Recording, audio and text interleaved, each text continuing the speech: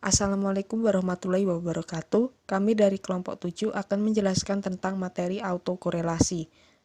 Kami beranggotakan 4 orang. Yang pertama yaitu Maulidia Fidiarta, Zulkifli Rahman Susanto, Robialtu Nurrohmah, dan saya sendiri Indah Grecia Sri Dewa Putri. Yang selanjutnya akan saya serahkan kepada pemateri untuk menjelaskan materinya. Terima kasih. Nah, jadi yang pertama kita akan membahas pengertian autokorelasi terlebih dahulu. Autokorelasi ini bisa disebut sebagai korelasi serial. Kemudian autokorelasi itu adalah suatu kondisi pada saat terjadinya korelasi antara variabel random error yang satu dengan variabel random error yang lain yang dipengaruhi oleh dua hal. Bisa jadi karena urutan waktu digunakan untuk data time series dan juga urutan ruang yang digunakan untuk data cross-section. Namun pada penerapannya ini, autokorelasi lebih banyak terjadi disebabkan oleh time series, karena time series ini kondisi saat ini yang terjadi dipengaruhi oleh kondisi di waktu yang lalu. Jadi jika digambarkan, kondisi saat ini itu adalah Y1, kemudian kondisi di waktu yang lalu adalah variabel random error yang sebelumnya itu digambarkan dengan Y1 dikurangi T. Yang selanjutnya yaitu sifat dan konsekuensi dari autokorelasi. Dalam kaitannya dengan asumsi metode OLS, autokorelasi merupakan salah satu variabel gangguan yang satu dengan variabel yang lain. Sedangkan salah satu asumsi penting metode OLS yang berkaitan dengan variabel gangguan adalah tidak adanya hubungan antara variabel gangguan satu dengan variabel gangguan yang lain. Dengan demikian, jika ada autokorelasi dalam regresi, maka penaksir yang kita dapatkan akan dapat berperan sebagai berikut. Yang pertama, estimator metode OLS masih tidak bias. Yang kedua, estimator metode OLS masih linear. Yang ketiga, estimator metode penduga OLS tidak mempunyai variasi yang minimum lagi. Jadi, dengan adanya autokorelasi, estimator OLS tidak menghasilkan estimator yang blue, hanya lu. Apa konsekuensinya jika penduga tidak mempunyai varian yang minimum? Konsekuensinya sebagai berikut. Jika varian tidak minimum, maka menyebabkan perhitungan standar error metode OLS tidak bisa dipercaya kebenarannya. Lalu selanjutnya interval estimasi uji hipotesis yang didasarkan pada distribusi T atau F tidak lagi atau tidak bisa menilai hasil regresi. Selanjutnya deteksi masalah autokorelasi. Metode Durbin-Watson atau DW. Banyak metode yang digunakan untuk mengatasi masalah autokorelasi. Salah satu uji yang populer digunakan di dalam ekonometrika adalah metode yang dikemukakan oleh Durbin-Watson atau D2. Prosedur uji yang dikembangkan oleh Durbin-Watson dapat kita jelaskan dengan model sederhana seperti rumus berikut ini.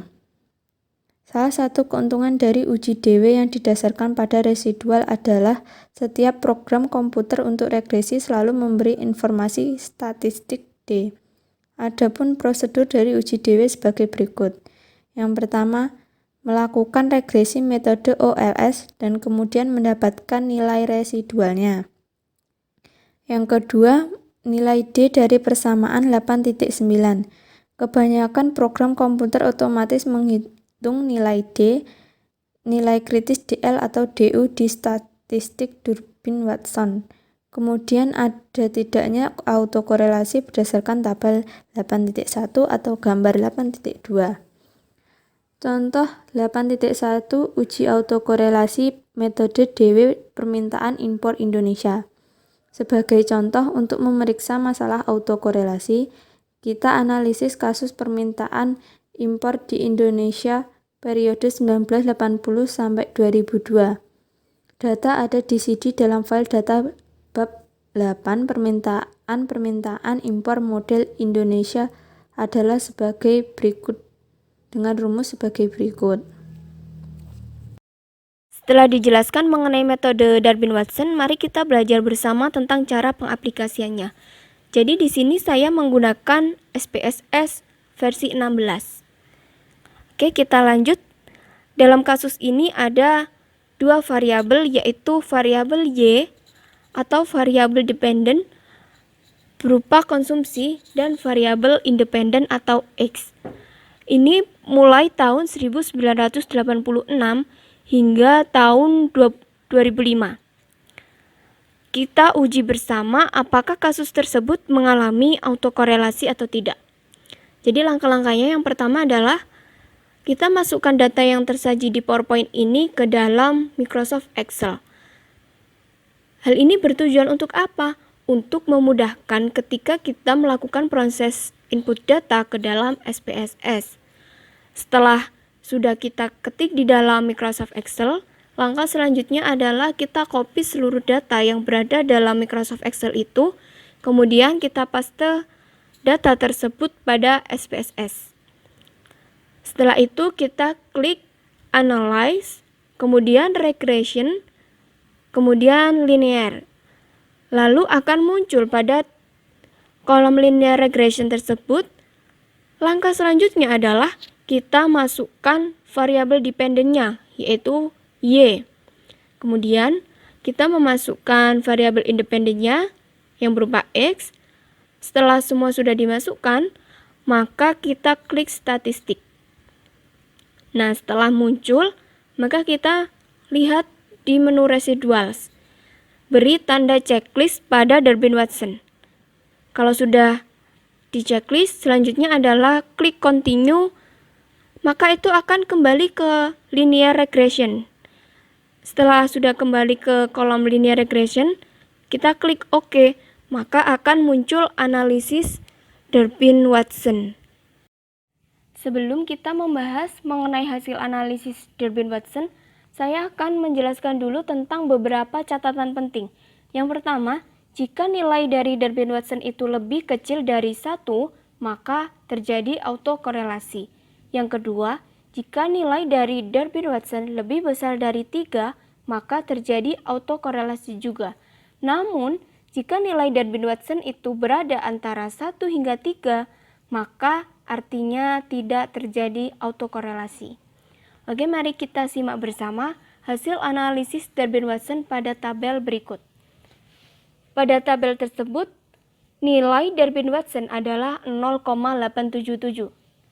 Artinya, terjadi autokorelasi. Kenapa? Karena 0,877 itu kurang dari 1. Selain itu, jika nilai D sebesar 0,877 itu semakin mendekati 0, maka menunjukkan semakin besar terjadinya autokorelasi positif. Metode Bruce-Godfrey. Berdasarkan kelemahan-kelemahan di atas, maka Bruce dan Godfrey mengembangkan uji autokorelasi yang lebih umum dan dikenal dengan uji Lake-Ring Multilayer atau LM. Untuk memahami LM, misalkan kita mempunyai model regresi sederhana sebagai berikut. Jika kita gagal menolak HO, maka dikatakan tidak ada autokorelasi dalam model. Adapun prosedur uji dari LM sebagai berikut.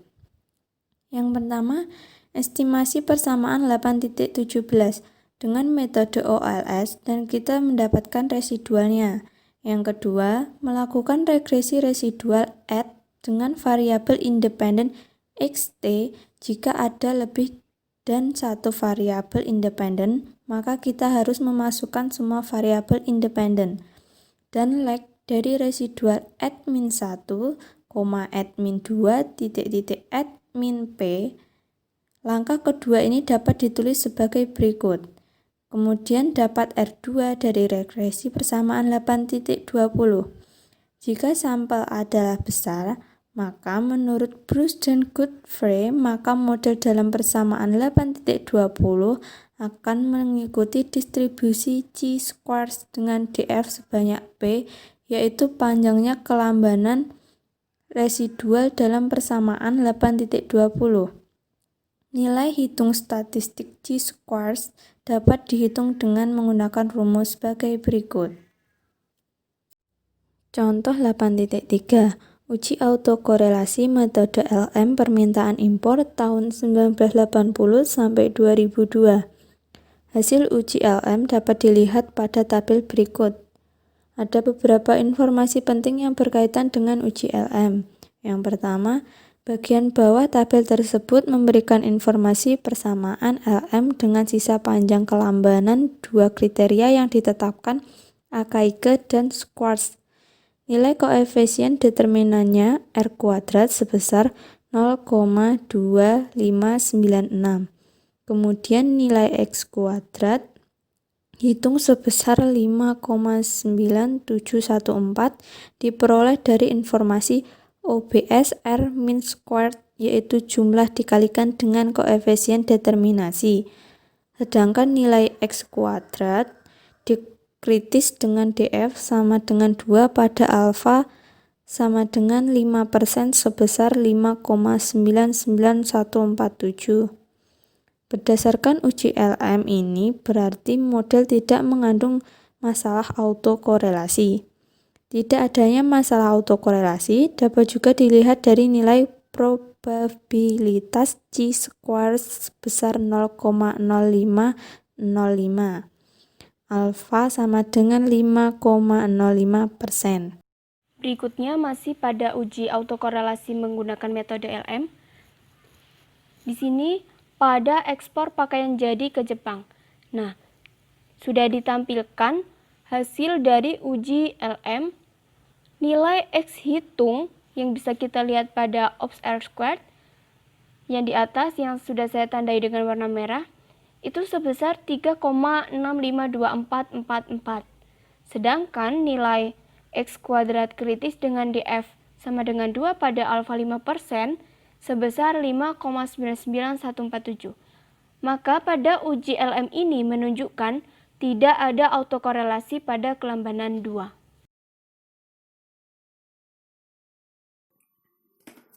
Oke, selanjutnya yaitu penyembuhan autokorelasi. Setelah diketahui konsekuensinya, masalah autokorelasi di mana estimator dari metode OLS masih linear, tidak bisa tetapi tidak mempunyai varian yang minimum, maka tibalah saatnya kita akan membahas bagaimana mengatasinya atau mengobatinya. Ini contohnya. Oke, penyembuhan masalah autokorelasi dalam model ini tergantung dua hal. Satu, jika P atau koefisien model AR diketahui. Yang kedua, jika P tidak diketahui tetapi bisa dicari melalui estimasi.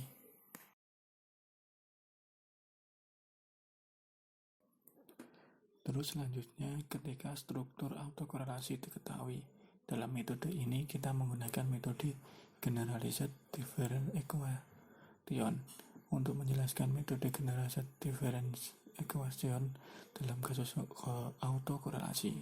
Seperti ini. Ya, dalam contohnya sudah ada. Mohon maaf kalau saya salah dalam mengucapkan karena saya masih belajar. Selanjutnya, ketika struktur autokorelasi tidak diketahui. Yang pertama, metode diferensi tingkat pertama. Ini contoh yang awal. Diferensi tingkat pertama persamaan tersebut bagaimana dalam persamaan sebelumnya. Ini cara penyelesaiannya yang awal tadi. Uji first difference permintaan impor, di mana Y sama dengan permintaan impor X sama dengan GDP real tahun dasar 1993. Hasil regresi permintaan impor nilai D sama dengan 0,7543, sedangkan nilai D 1,257 dan D 1,437 pada N sama dengan 23 dan K sama dengan 1 dengan A sama dengan 5%. Ini dia contohnya, cara penyelesaiannya. Oke. Kita lanjut ke penyembuhan autokorelasi. Contoh pertama menggunakan uji first difference permintaan impor. Sebelumnya kami mohon maaf, pada variabel PDB itu adalah variabel X, bukan Y. Karena X merupakan satu-satunya variabel independen dalam permintaan impor atau Y yang berlaku sebagai variabel dependen. Pada model permintaan impor di sini, terdapat persamaan pada 8.30, di mana Y adalah permintaan impor dan X adalah GDP real tahun 1993. Kita lanjut ke hasil regresi pada persamaan 8.31. Dapat kita lihat bahwa D adalah 0,7543, sedangkan nilai kritis batas bawah atau DL sebesar 1,257 dan batas atas atau DU sebesar 1,437 pada N23 dan K1 dengan alfa sebesar 5%. Nah, berdasarkan nilai D tersebut, maka dapat kita ketahui bahwa model ini mengandung masalah autokorelasi. Kenapa? Karena pada persamaan 8.31 yang paling bawah, R kuadrat sama dengan 0,8458. Itu lebih besar jika dibandingkan dengan D 0,7543. Selanjutnya, pada koefisien determinasi R kuadrat ini, jika lebih besar dari nilai D, maka kita bisa mengatasinya dengan metode first difference. Contohnya bisa kita lihat pada persamaan 8.32 ya teman-teman. Nah, pada persamaan tersebut kita memasukkan unsur tren untuk memperoleh konstanta. Kemudian perhatikan pada persamaan 8.32 yang terakhir. R kuadrat di situ sebesar 0,5546. Lebih kecil jika dibandingkan dengan nilai D yang kita peroleh, yaitu sebesar 2,0840. Sehingga pada nilai yang kita peroleh ini mengindikasikan tidak adanya masalah autokorelasi lagi. Oke, selanjutnya yang kedua, estimasi P didasarkan pada Barenblatt-Webb. Metode transformasi dengan phase difference bisa digunakan hanya jika nilai P tinggi atau jika nilai D rendah. Dengan kata lain, ini hanya akan valid bila nilai P sama dengan +1, yaitu jika terjadi autokorelasi positif yang sempurna.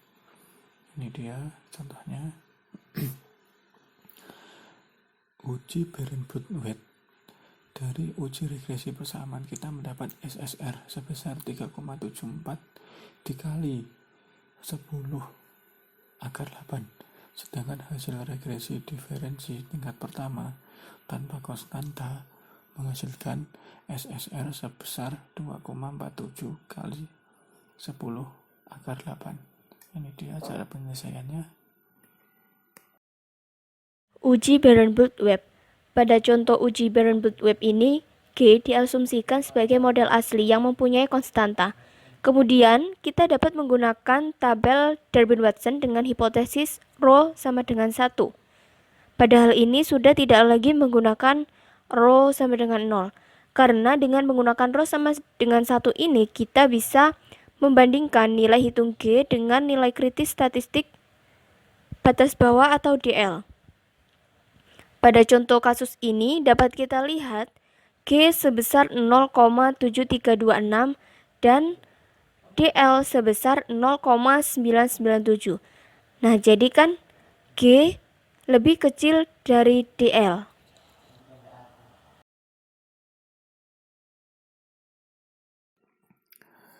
Yang ketiga, estimasi P didasarkan pada statistik D Durbin-Watson. Kita hanya bisa aplikasikan metode transformasi first difference jika P tinggi yakni mendekati 1. Metode ini tidak bisa digunakan ketika P rendah. D sama dengan 2 dalam kurung 1 min P tutup kurung. Atau bisa dapat kita bersamakan persamaannya berikut ini. P sama dengan 1. Estimasi P dengan metode 2 langkah Durbin. Untuk menjelaskan metode ini, maka kita kembali ke model generation different equation. Ini dia contohnya yang awal, atau dapat ditulis ini YT sama dengan YT min 1 sama dengan beta 1 dalam kurung XT min 1 tutup kurung plus dalam kurung ET min 1 tutup kurung, dimana VT sama dengan ET min ET min 1. Contoh estimasi rho dari statistik D. Durbin-Watson. Jadi pada PowerPoint sudah tertera persamaan di 8.36. Nah, dari persamaan tersebut ada hasil estimasi Generalized Difference Equation yang menghasilkan D sebesar 1,4918. Sedangkan pada nilai tabel statistik Durbin-Watson pada alfa 5% dengan N22 dan K1 besarnya nilai kritis batas bawah atau DL adalah 1,239 dan nilai kritis batas atas adalah 1,429. Jadi kesimpulannya pada persamaan 8.36 ini sudah tidak lagi mengandung masalah autokorelasi. Selanjutnya estimasi B dengan metode Cochrane-Orkut. Sebagaimana metode lain menggunakan nilai estimasi residual ET untuk memperoleh informasi tentang nilai B. Ini dia contoh yang awal tadi ya. Diasumsikan bahwa residual ET mengikuti pola auto regresif atau AR1. Ini dia. ET sama dengan PE T-1 plus VT.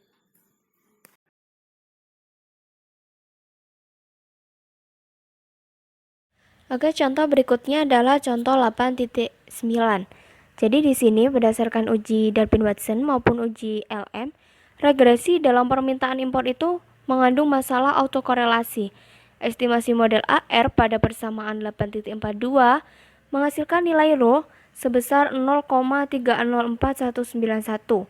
Kemudian, hasil estimasi Generalized Difference Equation pada persamaan 8.47 ini memiliki nilai statistik hitung D sebesar 1,147 dan nilai kritis batas atas atau DU sebesar 1,541.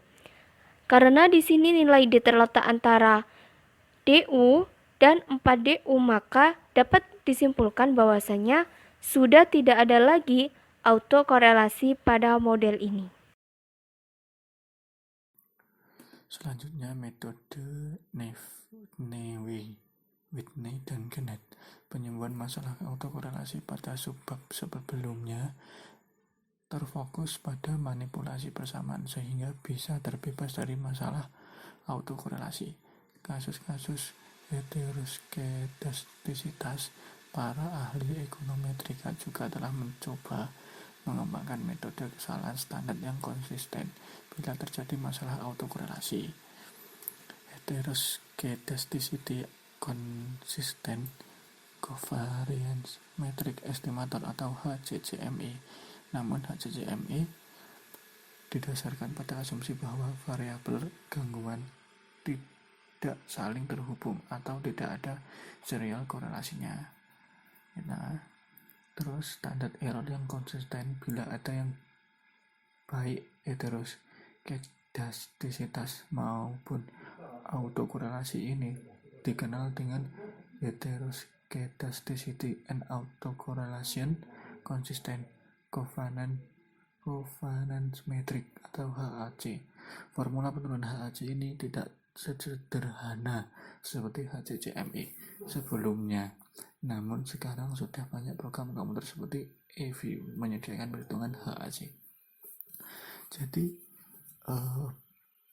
banyak aplikasi-aplikasi komputer atau di HP itu menggunakan eView untuk menghitung perhitungan HAC atau yang bisa disebut heteroskedasticity and autocorrelation consistent covariance metric. Baik teman-teman, selanjutnya adalah contoh di 8.10 mengenai penyembuhan autokorelasi dengan metode Newey, Whitney, and Kenneth. Jadi pada model regresi permintaan impor ini, sebelumnya pada contoh 8.5 itu mengandung masalah autokorelasi, sehingga memerlukan suatu penyembuhan masalah autokorelasi. Nah sekarang, kita akan membahas tentang cara bagaimana menyembuhkan masalah autokorelasi itu. Nah, kali ini kita akan menyembuhkannya dengan cara menggunakan software eViews. Jadi bisa kita lihat pada tabel 8.4 dan juga tabel 8.5 yang tertera pada gambar di samping ini, itu merupakan hasil estimasi dengan EViews. Pada tabel 8.4 menyajikan hasil regresi dengan menggunakan metode OLS dengan adanya autokorelasi. Sedangkan pada tabel 8.5 itu menyajikan standar error yang konsisten dari Newey, Whitney, and Knight. Nah, jadi kita sekarang sudah memiliki standar error yang konsisten, sehingga kita bisa melakukan evaluasi uji T maupun uji F meskipun ada masalah autokorelasi di dalamnya. Baik, itu materi yang dapat kami sampaikan. Apabila ada salah kata kami mohon maaf. Wassalamualaikum warahmatullahi wabarakatuh.